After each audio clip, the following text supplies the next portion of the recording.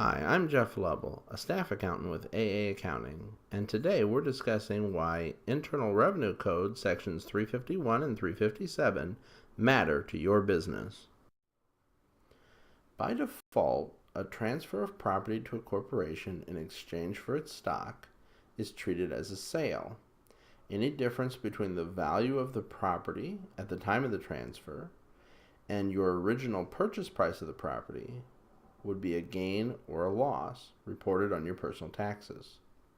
Congress enacted the Internal Revenue Code Section 351 in order to make corporate formation easier by removing income tax considerations as a barrier to corporate formation.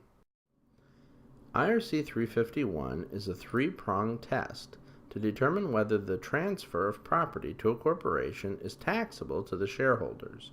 To avoid taxes, property and not services must be transferred to a corporation in exchange for shares of stock, and those same shareholders must collectively own at least 80% of the total outstanding shares of the stock immediately after the transfer.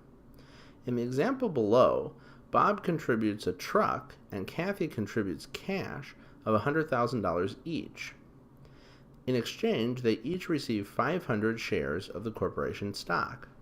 Since Bob and Kathy both contributed property and collectively now own 100% of the stock, this transfer qualifies under IRC 351 and is non-taxable. Taxpayers need to be careful when making disproportionate transfers to a corporation. For example, if Bob contributes $25,000 in cash to a corporation and Kathy contributes $55,000, and in exchange each receive half of the outstanding shares, or $40,000, a disproportionate transfer has happened to Bob, since he has received $40,000 worth of stock in exchange for only $25,000 worth of assets. For tax purposes, this is treated as the equivalent of Kathy giving Bob $15,000, a taxable gift. Shareholders can lose Section 351 treatment if they contribute services in exchange for stock. For example, if Bob and Kathy each receive half of the outstanding shares of a newly formed corporation, but Bob contributes services in exchange for his half, Section 351 would not apply, since the shareholders would not be in control of the corporation.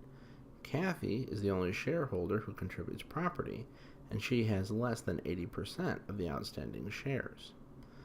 This produces unfavorable tax results, since Bob would have to report $50,000 of wage income on his personal tax return, and Kathy would report a capital gain of $40,000, the $50,000 value of the property less her original cost basis of $10,000.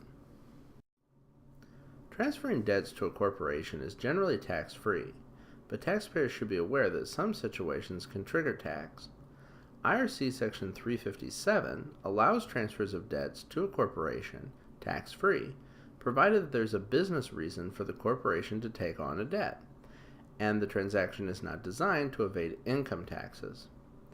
Taxpayers need to be aware that the asset cannot be underwater at the time the transfer occurs. For example, if Bob transfers both a tow truck and a loan on the truck to a corporation in exchange for its outstanding stock, generally that transaction would be tax-free. However, if the loan is greater than the amount he originally paid for the truck, in other words, he's underwater, he will have to recognize a gain on his personal tax return equal to that amount, and his stock basis going forward would be zero. If the conditions of 351 are met, non-recognition of gain or loss is mandatory. In some situations, taxpayers may wish to avoid 351 on purpose. For example, paying taxes on capital gains now might be preferable if you will be in a higher tax bracket in the future. This also gives the corporation a stepped-up basis in its assets, which will reduce taxes that the corporation pays in the future when it sells them. Also, if a loss would be incurred on the transfer, it would normally not be recognized under Section 351. However, 351 won't apply if you sell property to the corporation in exchange for stock, if you sell property to the corporation for cash, or if you transfer property to the corporation in exchange for stock rights, stock options, or non-qualified preferred stock, none of which are considered stock under Section 351. If you're thinking of forming a corporation and need advice, give the tax experts at AA Accounting a call. The call is free to you, and we're here year-round to assist you. We look forward to hearing from you.